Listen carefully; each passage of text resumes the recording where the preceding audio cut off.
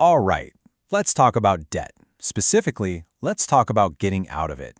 Today, we're going to break down a really powerful strategy called the debt avalanche.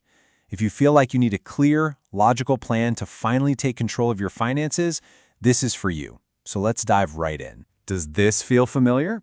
You're making payments every single month, you're doing what you're supposed to do, but that total debt number just doesn't seem to move. It's like you're working so hard, but you're not actually getting anywhere. That feeling?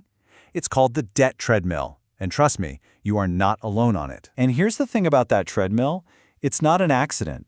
Just making minimum payments, which is the passive approach, is basically a trap. It's literally designed to be expensive for you and take a very, very long time. I mean, that's how lenders make their money, right? It keeps you in debt, and most of your payment just gets swallowed up by interest. But you can absolutely break that cycle. The whole key is to switch from being a passive payer to being an active strategist. You need a game plan. You need to turn that kind of vague financial anxiety into focused, powerful action. And that's where the debt avalanche comes in. People often call it the mathematician's choice, and for good reason. It's all about pure, simple logic. If your number one goal is to save the most money possible and pay the least amount of interest, this is, without a doubt, the most efficient way to do it. So what is it exactly? Well, at its core, it's an accelerated plan where you pay the minimum on all your debts, but then you take every single extra penny you can find and you hammer the one debt with the highest interest rate, the APR. You totally ignore how big the debt is. You only care about how expensive it is. And here's the reason why that works so well. The avalanche is basically a direct assault on the evil genius of compound interest. You know that high-interest debt from things like credit cards? It grows like a weed. So by attacking the highest APR first, you're literally taking a sledgehammer to the engine that's making your debt so incredibly expensive. The whole process breaks down into 5 pretty simple steps. First, you list out all your debts and their interest rates. Then, you rank them, not by size, but by the highest APR. Step 3 is finding some extra cash in your budget to create an extra payment. Then you attack. You throw all that extra money at the debt at the top of your list while just paying minimums on everything else. And once it's gone, and this is the magic part, you take all that money and roll it over to the next debt on the list. This creates a payment avalanche that just gets bigger and faster as you go. Okay, theory is one thing, but let's make this real. Let's look at a case study. We'll call our person Alex, and we're going to see how Alex used this exact method to get out from under a pretty typical pile of debt. So here's Alex's starting point. $50,000 in total debt. Now, your gut might tell you to attack that huge $20,000 car loan first, right? But with the avalanche, that's not the move. The real enemy here, the thing costing Alex the most money, is that Visa card. At 23% APR, it is a financial wildfire. That makes it priority number 1. Let's say Alex manages to find an extra $500 a month.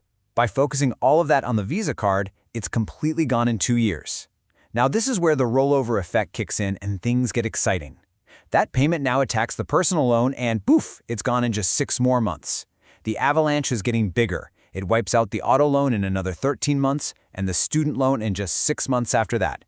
In a little over 4 years, Alex is 100% debt-free. And the reward for all that focus and discipline? Check this out. Alex saved a jaw-dropping $12,263 in interest payments. That's real money that stayed in Alex's bank account instead of going to the credit card company. But the payoff is so much bigger than just the money saved. By following this plan, Alex got out of debt 7 years sooner than if they had just paid the minimums. They freed up $1,450 in monthly cash flow. Their credit score shot up, and maybe the most important thing of all, they built the incredible habit of financial discipline. That's a skill that pays off for life. Okay, so the debt avalanche is clearly the winner on paper. The math is undeniable, but it's not the only strategy out there. And this brings us to the big debate in the world of debt repayment. What's more important, pure math or psychological momentum? The main alternative is called the debt snowball. With the snowball, you ignore the interest rates completely and you pay off the smallest balance first, just to get a quick win. So the trade-off is really simple. The avalanche is your brain, it saves you the most money. The snowball is your heart. It gives you those quick psychological victories that keep you motivated. And that really highlights the biggest challenge with the avalanche method. Its weakness isn't the math, it's us. It's our psychology. This method is all about delayed gratification. I mean, think about it. If your most expensive debt is also a really big one, it could take years to see that first victory. And that can feel, well, super discouraging. You know, there's a great saying that just hits the nail on the head with this. If math was the problem, we wouldn't be in debt in the first place. For so many of us, debt is about our behavior, it's about our emotions, not just about spreadsheets and calculations. The avalanche is perfectly logical, but it can sometimes ignore our very human need for a little pat on the back, the kind of motivation the snowball is built to provide. So, let's say you're a numbers person. You know the avalanche is the right move for you. How do you deal with those psychological hurdles? How do you actually stay motivated when the finish line for that first debt feels so far away? You have to build your own momentum. First, track your progress visually. Get a chart, draw a debt thermometer, something you can color in. Make it real. Second, celebrate the small wins, like paying off the first $1,000. Third, always keep your why right in front of you. Why are you doing this? For a down payment? For a vacation? And hey, if you really need an early boost, you can always try a hybrid approach. Knock out your tiniest debt first for a quick win, then immediately pivot to a strict avalanche strategy for the rest. So after all of this, the logic, the case study, the psychology, it all comes down to a single question. And it's for you. Based on who you are and how you're wired, is the debt avalanche actually the right fit for you? The debt avalanche is the perfect method if you're an analytical, disciplined kind of person.